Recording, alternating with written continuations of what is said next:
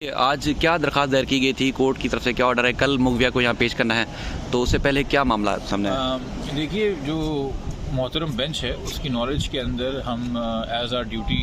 वो सारे ऑर्डर्स लेके आए हैं जो ऑलरेडी ट्रायल कोर्ट ने या हाई कोर्ट ने क्रिमिनल मिसलेनियस एप्लीकेशन जो मेडिकल की थी और उसके बाद जो एक सिविल सूट फाइल किया था वालिद साहब ने हत्या की इज्जत का, उसमें जो ऑर्डर्स मखसूस आए हुए हैं कि बच्ची की आइडेंटिटी जो है वो रिवील ना हो मीडिया के ऊपर, उसका चेहरा बार बार ना दिखाया जाए, उसका नाम बार बार ना लिया जाए। और इस हवाले से आपको पता है पीटीए को डायरेक्शंस दी हुई हैं कि किस तरह की कोई भी लिंक्स उनको रिमूव किया जाए। तो खदशा ये था कि कल जब बच्ची आएगी, आपको पता है ये केस जितना मीडिया के अंदर हाईलाइट हुआ है और फॉलो हुआ है, तो हमारे यहाँ एक एक्सक्लूसिव फुटेज की दौड़ होती है जी। और अब चलिए मीडिया तो फिर भी पैमरा के तहत एक नज़्म व ज़ब्त का कायल है, मगर बहुत सारे हमारे दोस्त जो सोशल मीडिया यूज़ करते हैं और अब सहाफ़त को परसू कर रहे हैं अपने इंडिपेंडेंट अंदाज में, वो ना ट्रेंड हैं ना किसी डेकोरम के कायल हैं। तो कोई तूफ़ान बदतमीज़ी कल ना हो, कोई चीखो पुकार कल ना हो, कल कोई अनप्लेजेंट वाक़या ना हो। इवन फॉर एग्ज़ाम्पल कोई इंटरव्यू लेना चाह रहा हो और पुलिस कंफ्यूज हो जाए कि क्या करना है क्या नहीं करना, चूँकि डायरेक्शंस वाज़ेह नहीं हैं, तो बेहतर है कि अदालत एक दे देती प्रोटोकॉल बना के। हमने ये दरख्वास्त की थी, तो सामने की तरफ से जो वकील थे वो भी मौजूद थे आज मुल्सिम के, उन्होंने भी इस बात पे रजामंदी और कंसेंट दी और बाय कंसेंट ये ऑर्डर हुआ है कि जब तक कल बच्ची अदालत में पेश होकर जज साहब के सामने अपनी स्टेटमेंट नहीं रिकॉर्ड कर देती, जो पुलिस ऑफिसर आईओ हैं और जो साथ में चाइल्ड प्रोटेक्शन ऑफिसर हैं, उन्होंने इस चीज़ को यकीनी बनाना है कि ना कोई मीडिया उससे एक्सेस करेगा बच्ची को, ना किसी किस्म का उसका कोई स्टेटमेंट रिकॉर्ड करेगा। एक बार स्टेटमेंट रिकॉर्ड हो जाए, अदालत फैसला कर ले, उसके बाद जो मजीद कार्रवाई होगी वो अदालत फिर कल अपने फैसले में सुनाएगी। तो उम्मीद ये है कि कल प्रॉपर फुल सिक्योरिटी के अंदर पुलिस की और चाइल्ड प्रोटेक्शन अथॉरिटी के बच्ची आएगी और जो पहला मुकालमा किसी से भी करेगी अदालत में, ना वो मुल्जिम होगा ना वो वालिदैन होगा, वो जज साहिबान मोहतरम होने चाहिए। अदालत का यही मेरे ख्याल में जस्टिस की यही रिक्वायरमेंट है कि एक फ्री माइंड से, बगैर किसी से भी इन्फ्लुएंस हुए हुए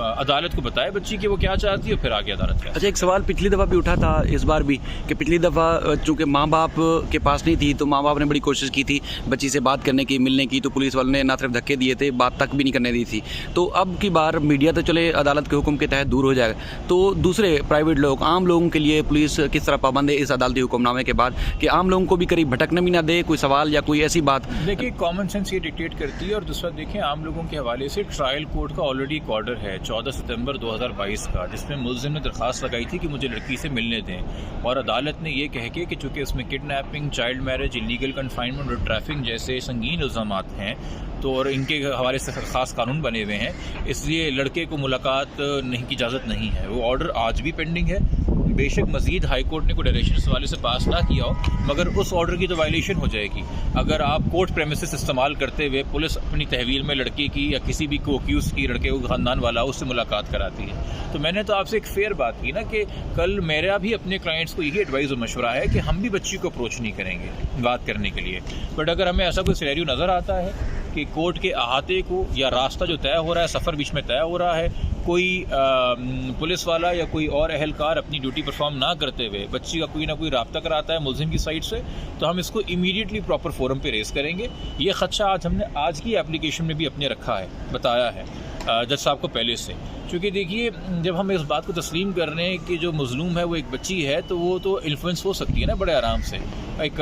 एनवायरनमेंट के अंदर। क्योंकि वालिदैन की अब तक जितनी भी मुलाकातें बच्ची से हुई हैं, वो तो या किसी फैमिली जज की प्रेजेंस में हुई हैं या वो सीनियर चाइल्ड प्रोटेक्शन ऑफिसर की मद में हुई हैं, वो तन्हाई में तो नहीं हुई हैं। मगर जो पुलिस अहलकार आएंगे वो कोई बहुत सीनियर पुलिस अहलकार तो नहीं है, एक आईओ को छोड़ के जो डीएसपी रैंक हैं, बाकी तो जूनियर रैंकिंग ऑफिसर हैं। उनको थोड़ी पता है कि क्या इससे मॉनिटर करनी गुफ्तगू और क्या इसने रश में गुफ्तगू हो रही है और क्या पैगाम दिया गया और क्या पैगाम नहीं दिया गया। तो हम तो ऐसे सिनेरियो में कभी थे ही नहीं कि हम लड़की पे कोई दबाव डाल सके। क्योंकि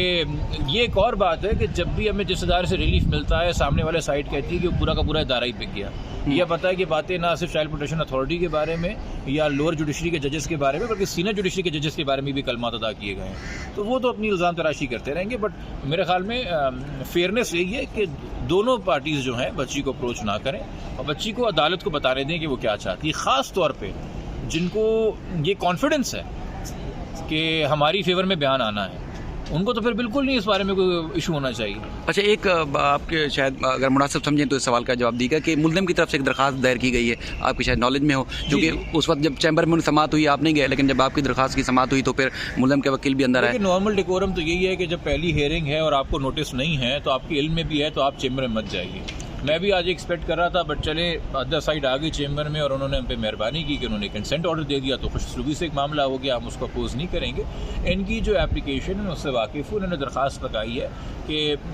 लड़की की कस्टडी मुल्ज़िम को दी जाए और साथ में दोनों को पुलिस प्रोटेक्शन दी जाए। अब उसके क्या मेरिट्स हैं क्या नहीं है वो ऑफ कोर्स अदालत सुनेगी मामले को, हम फिर उसके साथ अकॉर्डिंगली उसको आगे करेंगे। इस सारे केसेस को यकजा किया गया, सारे कल ही एक साथ चलेंगे? मेरे ख्याल में वो दोनों को साथ ही उठाएंगे और फिर कोर्ट डिसाइड करेगा कि इनको कितना आगे तवील चलाना है, बिकॉज इसमें से कुछ रेमेडीज़ या कुछ प्रेयर्स ऐसी हैं जो हो सकता है कल की पेशी के बाद अगर कस्टडी का मामला डिसाइड भी हो जाता है तो फिर उसको मज़ीद हेयरिंग दरकार हो, क्योंकि हमने भी